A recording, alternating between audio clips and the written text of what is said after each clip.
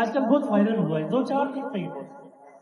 اصل میں یہودی وہی ہے جو پہلے جنہوں نے شرک کیا تھا، اور سورہ بقرہ میں آتا ہے نا کہ یہ گائے کی پرستش کرتے تھے، وہ اشرکوا فی قلوبہم العجل، اللہ تعالیٰ نے ان کے دلوں میں بچڑے کی محبت ڈال دی تھی، یعنی فطرے میں مبتلا تھے۔